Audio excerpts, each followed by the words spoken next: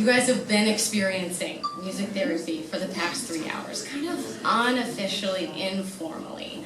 I am about to share with you what the formal side looks like, the scientific, evidence-based side.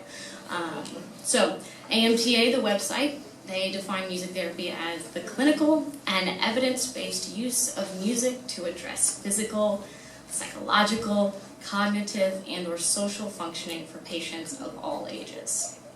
Simply put, we use music to accomplish non-musical goals. Okay.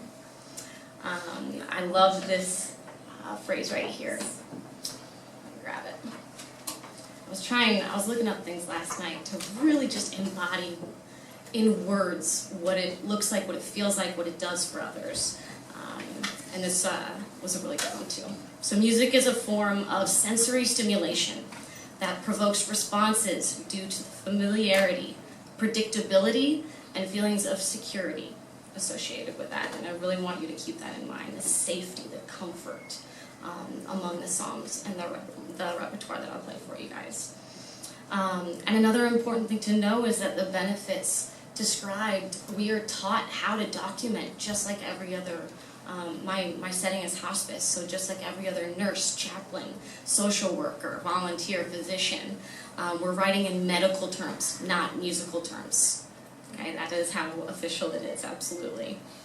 So we work, I've already touched that my specialty is hospice, but we work with populations like the military, autism, Alzheimer's, prison inmates, crisis and trauma stabilization, all types of medicine.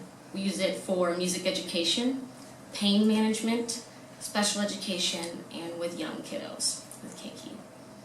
The program is 4.5 years long.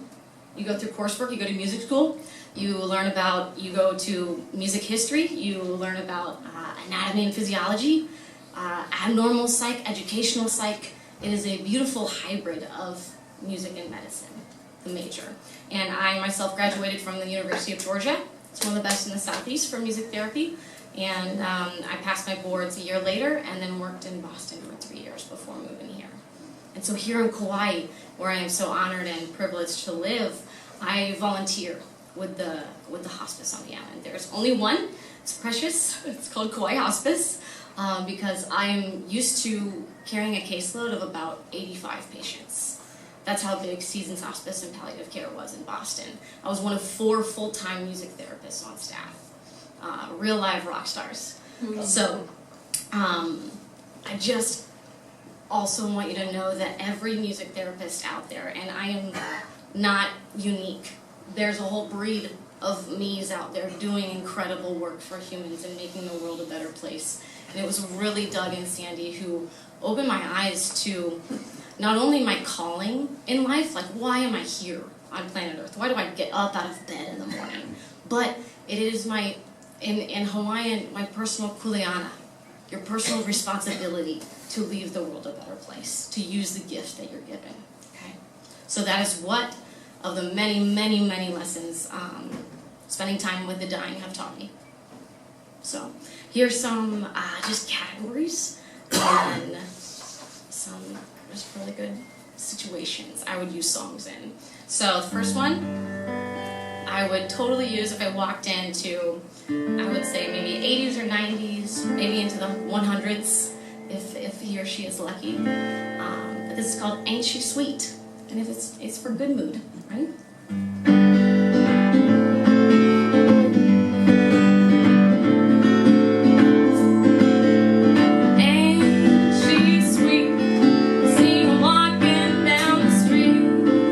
Now I ask you very confidently.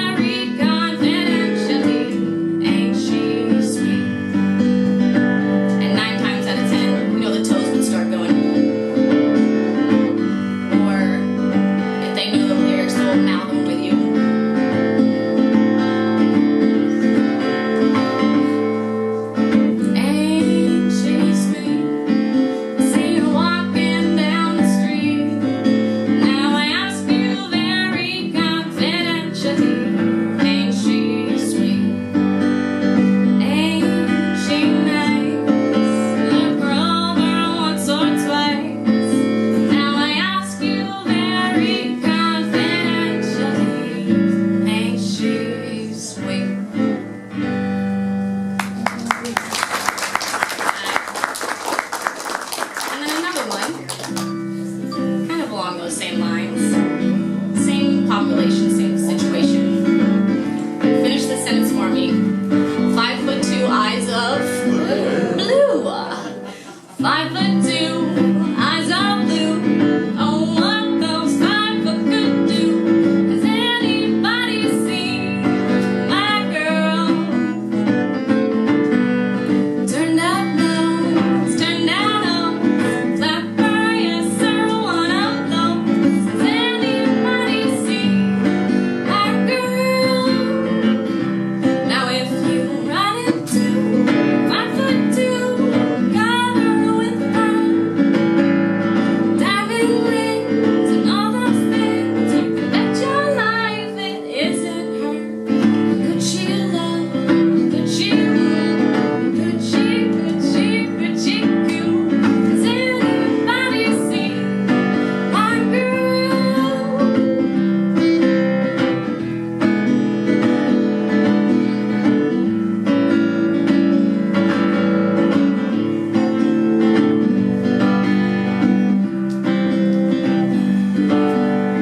Five foot two, eyes of blue. Oh, what those 5 foot could do. Has anybody seen my girl? Has anybody seen my girl?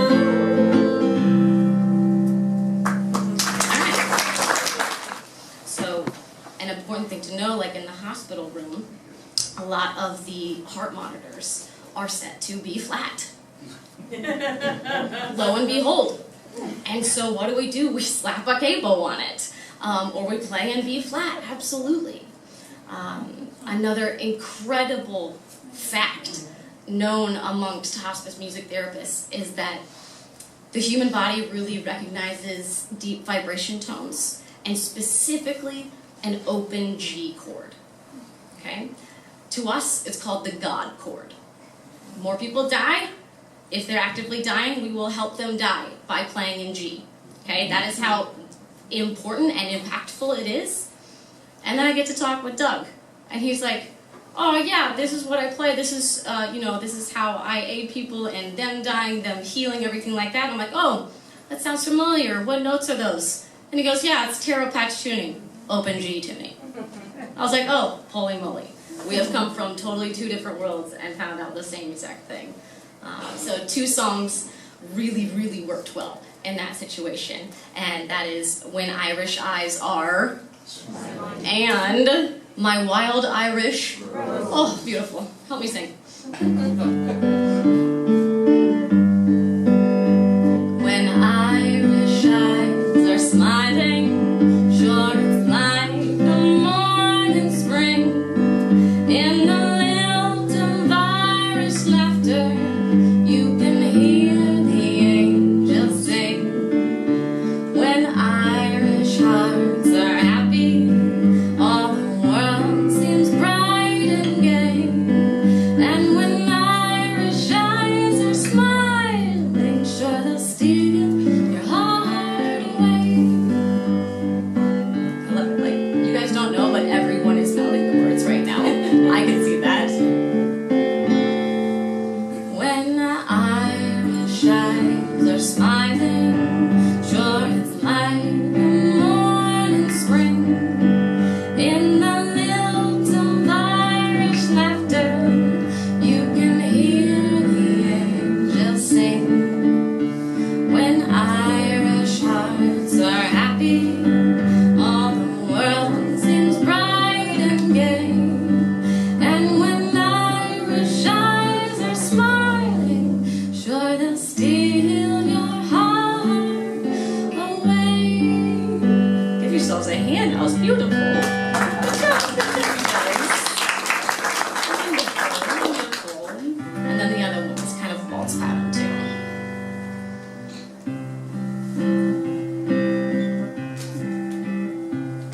My wild Irish rose, the sweetest flower that grows. Very good. You may search everywhere, but none can compare with my wild Irish rose.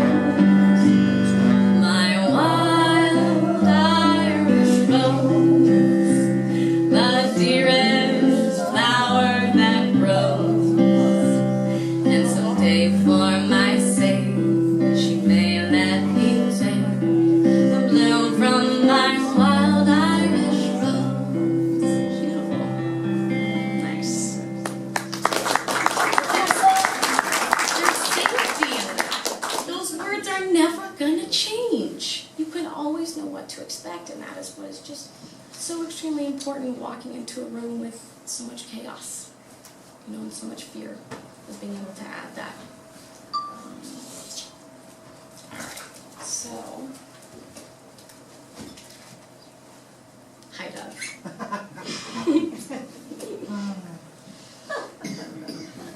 You're singing the Irish songs like I know, it just literally called you. You're like the rooster. Like, this is my jam. This one's for me, you guys.